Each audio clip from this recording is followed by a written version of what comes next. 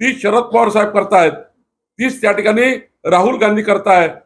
काँग्रेसच्या वचननाम्यामध्ये सनातन हिंदू धर्म संपला पाहिजे या पद्धतीची एक पुढचा आपण त्याचा जर समोरचा जर विचार केला, त्याचा शेवट जो आहे वचननामाचा हा हिंदू देशाविरुद्ध आहे, हिंदू समाजाविरुद्ध आहे.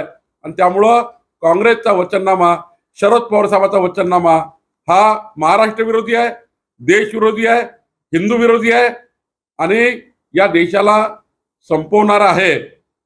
आणि जे एक महत्वाचं वाक्य, संविधान संपवणार अशी भाषा, हा जो नरेटिव्ह, हा जो मागासवर्गीय समाजामध्ये काँग्रेस पार्टी कन्फ्युजन तयार करत आहे, खरं तर यांना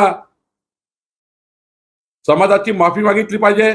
महामानव डॉक्टर बाबासाहेब आंबेडकरांची माफी मागितली पाहिजे. मोदीजींनी विकसित भारताचा 24 ते 29चा वचननामा हा महामानव डॉक्टर बाबासाहेब आंबेडकरांच्या जयंतीच्या दिवशी दिलाय, 14 एप्रिलला दिलाय. संविधानाला हातात घेऊन माननीय मोदीजी जगातला सर्वोत्तम भारत निर्माण करण्याकरता निघाले आहे. आणि हे खोटारडे हे मागासवर्गीय समाजाला सांगताय की बाबासाहेब संविधान बदलणार आहेत, आणि त्यामुळे चुकीचं सांगतायत, कन्फ्युजन तयार करतायत. मागासवर्गीय जनता, महामानव डॉक्टर बाबासाहेब आंबेडकरला सन्मान करणारे आम्ही लोक, मागासवर्गीय जनता कधीही या काँग्रेसच्या इंडिया आघाडीच्या खोट्या प्रचाराला बळी पडणार नाही. सर, भुजबळांना शिरूर मधून ऑफर होती असा जो दावा आहे तो काल अमोल कोल्हेंनी केला होता. त्याला भुजबळांनी आज म्हणजे संकेत दिले की हो मला ऑफर होती, परंतु माझा मतदारसंघ नाशिक असल्यामुळे मला तिथली जर जागा मिळाली असती तर मी तिथून निवडून आलो. हा राष्ट्रवादीचा अंतर्गत प्रश्न आहे, कुणाला कुठली जागा द्यायची, कोण कुठं लढायचं.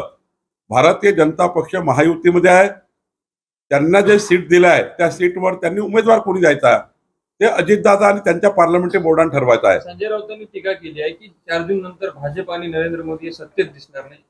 संजय राऊत म्हणाले उद्धव ठाकरेंना दिवसांनी स्वप्न पडायला लागले प्रधानमंत्री पदाचे. उद्धव ठाकरेंनी मोदींचा फोटो आणि मोदीजींच्या सभा घेऊन 2019 मध्ये 18 खासदार जिंकले. उद्धव ठाकरेला माझं खुलं चॅलेंज आहे, 18 जागा उद्धव ठाकरेंनी जिंकून दाखवाव्या, नाहीतर उद्धव ठाकरेंनी राजकीय संन्यास घ्यावा. मोदीजींच्या नावावर उद्धव ठाकरे या ठिकाणी समोर गेले, त्यांनी त्या ठिकाणी स्वतःचं नेतृत्व मोठं केलं. आणि आता उद्धव ठाकरेंनी हा चॅलेंज माझा स्वीकारावा, ते करणार आहेत का? 18 जागा जर शिवसेनेच्या निवडून उद्धव ठाकरेच्या निवडून आल्या नाही, 18 जागा उद्धव ठाकरेच्या निवडून आल्या नाही, तर उद्धव ठाकरे राजकीय संन्यास घेणार आहेत का? मागच्या वेळी एवढ्या जागा उद्धव ठाकरे निवडून आणाव्या.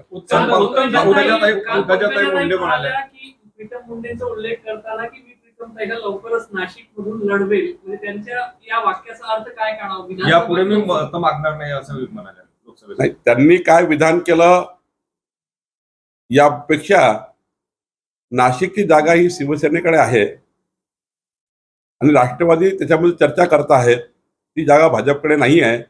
परंतु त्या काही लोकसभेबद्दल थोडी बोलल्या असतील, अजूनही काही निवडणुका पुढच्या काळात आहे. त्यामुळं कुठं नाही कुठं प्रीतमताई मुंडे यांना त्यांचं राजकीय जे भविष्य आहे त्यांना योग्य पद्धतीचा सन्मान प्रीतमताई मुंडेला देणे हे पंकजाताई आम्ही सर्व लोकांनी ठरवलेलं आहे. त्यामुळे प्रीतमताई मुंडे काही राजकारणात कमी राहणार नाही, हे खरं आहे. उत्तम जानकर आणि देवेंद्र फडणवीस यांची नागपूरमध्ये जी भेट झाली त्यावर शहाजीबाबू पाटलांनी गौप्यस्फोट केलाय. ते म्हणले की नवरदेव होणाऱ्या जानकरांनी हुंडा जास्त मागितला असं नाही. त्याबद्दलची माहिती मला नाही, मी त्या बैठकीत नव्हतो, त्यामुळे याच्याबद्दलची माहिती मला नाही. सुनेत्रा पवारांना क्लीन चिट देणार नाही.